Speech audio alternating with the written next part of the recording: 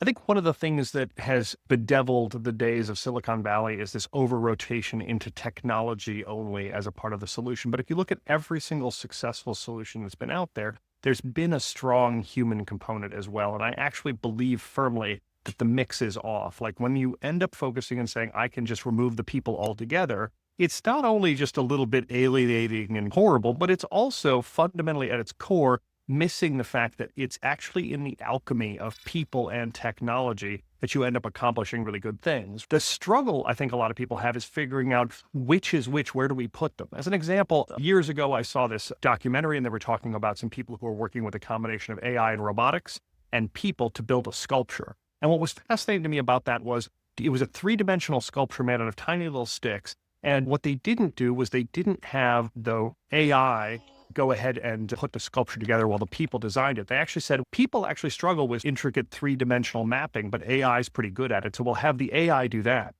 But robots really struggle at handling intricate things. So we'll have the people do that. It was an interesting inversion, but it called up the fact that if you use the right tool for the right job, you end up with outsized results. And so that's what got us thinking about this idea that in every one of these solutions, there's a useful and precise mixture of people and technology, and you don't want to do too much of one or too much of another. At the end of the day, there is a moment where for instance, IT help desk, where the conversation gets heated or the comment gets sarcastic in a way that a robot isn't going to respond well. But what we can do is we can bring in a human. And if we can do that seamless, if we can say, hey, by the way, right now what we need is a human touch. This person needs a hug.